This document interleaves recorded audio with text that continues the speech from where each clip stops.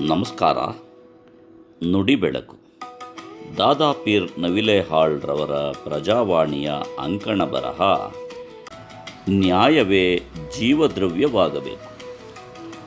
ಅಣ್ಣ ತಮ್ಮಂದಿರ ಬಳಿ ಆಸ್ತಿ ಅಂತ ಇದ್ದದ್ದು ಒಂದು ಆಕಳು ಮತ್ತು ಒಂದು ಕಂಬಳಿ ಮಾತ್ರ. ವಿಮಾ ಕಂಪನಿಯ ಏಜೆಂಟನೊಬ್ಬ ಅಣ್ಣನ ಆಪ್ತನಾಗಿದ್ದ.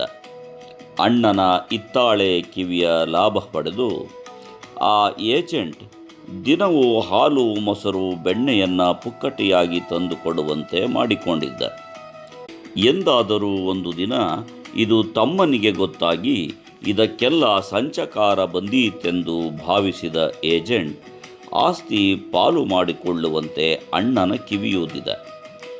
ಏಜೆಂಟ್ ಹೇಳಿಕೊಟ್ಟಂತೆ ಅಣ್ಣ ಆಕಳಿನ ನಡುಬೆನ್ನ ಮೇಲೆ ಕೈಯಿಟ್ಟು, ಮುಂಭಾಗ ನಿನ್ನ ಪಾಲು, ಹಿಂಭಾಗ ನನ್ನ ಪಾಲು ಎಂದ. ಬೇಸಿಗೆ ಕಾಲದಲ್ಲಿ ಕಂಬಳಿ ನಿನ್ನ ಬಳಿ ಇರಲಿ, ಉಳಿದ ದಿನಗಳಲ್ಲಿ ನನ್ನ ಹತ್ತಿರ ಇರಲಿ ಅಂದ. ಅಣ್ಣನಿಗೆ ಎದುರಾದ ತಮ್ಮ ಈಗಲೂ ಆಕಳಿಗೆ ಮೇವು ನೀರು ಮಾಡುತ್ತಾನೆ. ಅಣ್ಣನ ಹೊಟ್ಟೆಗೆ ಹಾಲು, ತಿಪ್ಪೆಗೆ ಗೊಬ್ಬರ, ಏಜೆಂಟನಿಗೆ ಮೊಸರನ್ನ, ಹಾಲು ತುಪ್ಪದ ನಿತ್ಯ ನೈವೇದ್ಯ. ಇಂಥ ನ್ಯಾಯಭಂಜಕರು ನಮ್ಮ ಸುತ್ತಮುತ್ತ ಇರುತ್ತಾರೆ.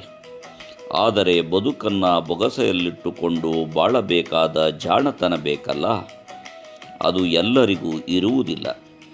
ಒಂದು ಕುಟುಂಬದಲ್ಲಿ ಹುಟ್ಟಿದ ಮೇಲೆ ಅದಕ್ಕೊಂದು ಸಮಾಜ ಅಂತ ಇರುತ್ತದೆ.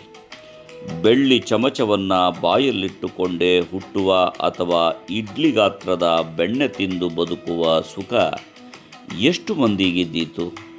ಕೌಟುಂಬಿಕ ಜವಾಬ್ದಾರಿ ಎಂದರೆ ನುಣ್ಣಗಾಗುವವರೆಗೂ 4 ದಿನಗಳ ಕಾಲ ಹಿರಿತನ ಮೆರೆದು ಸರಿಯುವಂಥದ್ದಲ್ಲ. ಹೆತ್ತ ತಂದೆ ತಾಯಿಯ ಶವ ಸಂಸ್ಕಾರಕ್ಕೂ ದೂರದ ನೆಂಟರ ಹಾಗೆ ಹೊತ್ತಿಗೆ ಸರಿಯಾಗಿ ಬಂದು ಹೋಗುವ ಕಾಲದಲ್ಲಿ ನಾವಿದ್ದೇವೆ. ವ್ಯಾಪಾರವೇ ಈಗಿನ ಜಾಗತಿಕ ಮನೋಧರ್ಮ.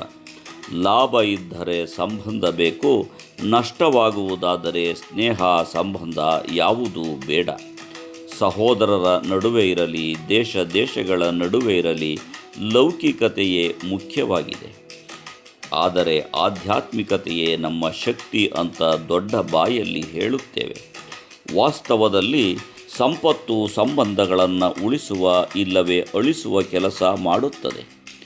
ಆನೆ ಕುದುರೆ ಭಂಡಾರವಿದ್ದರೇನು, ತಾನುಂಬುದು ಪಡೆಯಕ್ಕಿ, ಒಂದಾವಿನ ಹಾಲು ಮಲಗುವುದರ್ಧ ಮಂಚ ಎಂಬುದು ನುಡಿಡಂಗುರದ ಸದ್ದಷ್ಟೇ ಆಗಿ ಉಳಿಯುತ್ತದೆ. ನಮ್ಮ ಕುಟುಂಬಗಳು ಎದುರಿಸುವ ಒಡಕು ಪೀಳಿಗೆಗೆ ದಾಟುತ್ತದೆ. ದೇಶಗಳ ನಡುವಿನ ಸಂಬಂಧಕ್ಕೆ ಕೂಡ ಹೀಗೆ ವ್ಯಾಪಾರ ಲಾಭದ ಆಕಾಂಕ್ಷೆಯೇ ಕೇಂದ್ರವಾಗಿದೆ. ತಿನ್ನುವ ದವಸ ಧಾನ್ಯಗಳಿಂದ ಹಿಡಿದು ಭೂಮಿಯನ್ನೇ ಬೂದಿ ಮಾಡಿ ಬಿಸಾಕುವ ರಣಚಂಡಿ ಸರಕುಗಳವರೆಗೆ ಲೌಕಿಕ ಲಾಭವೇ ಪ್ರಧಾನವಾಗಿದೆ. ದಯೆ ದಾಕ್ಷಿಣ್ಯಗಳು ಅರ್ಥ ಕಳೆದುಕೊಂಡ ನಿರುಪಯುಕ್ತ ಪದಗಳಲ್ಲ ಎಂದು ಅರಿಯಬೇಕಾಗಿದೆ. ಕುಟುಂಬವಿರಲಿ, ದೇಶವಿರಲಿ, ಒಡಕು ನಮ್ಮ ಶತ್ರು ಎಂಬ ವಿವೇಕ ಬೇಕು. ಇರುವ ಆಯುಧಕ್ಕೆ ದಯೆ ಧರ್ಮದ ಮೊನೆ ಇರುವುದಿಲ್ಲ. ಕಾಳಿಂಗ ಸರ್ಪದ ದವಡೆಯಲ್ಲಿ ಅಮೃತದ ಸವಿ ಇರುವುದಿಲ್ಲ. ಸುಡುವ ಬಾಂಬುಗಳ ಹೊಟ್ಟೆಯಲ್ಲಿ ಕರುಳು ತುಂಬುವವರೂ ಇಲ್ಲ. ಬೆಂಕಿಯ ಜ್ವಾಲೆಯನ್ನು ನಂಬಿ ಹೊರಟರೆ ಅದಕ್ಕೆ ಬಲಿಯಾಗದೆ ಪರ್ಯಾಯವಿಲ್ಲ. ಇವತ್ತು ಅವನಾದರೆ ನಾಳೆ ಇವನು ಕೊಂದವರುಳಿವರೆ. ಚಿಕ್ಕದಿರಲಿ ದೊಡ್ಡದಿರಲಿ, ನ್ಯಾಯವೇ ನಮ್ಮ ಅಂತಃಕರಣವನ್ನು ಆರ್ಧವಾಗಿಟ್ಟುಕೊಳ್ಳುವ ಜೀವದ್ರವ್ಯವಾಗಬೇಕು. ಒಡಕಿನ ಲಾಭ ಪಡೆದು ದುರ್ಬಲರ ಮೇಲೆ ನಡೆಸುವ ದೌರ್ಜನ್ಯ ಬಲಿಷ್ಠರ ಪರ ಸಹಾನುಭೂತಿಯನ್ನೇನು ಹುಟ್ಟಿಸುವುದಿಲ್ಲ. ದ್ವೇಷ ದೇಶವನ್ನು ಸುಟ್ಟರೆ ಜ್ವಾಲೆ ಜಗತ್ತನ್ನೇ ನುಂಗುತ್ತದೆ. ಪರಸ್ಪರ ದಯೆಯಿಂದ ಒಂದಾಗಿ ಜೊತೆಯಾಗಿ ಇರಬೇಕಾದುದು ಇಂದಿನ ತುರ್ತು. ನಮಸ್ಕಾರ. ಧನ್ಯವಾದಗಳು.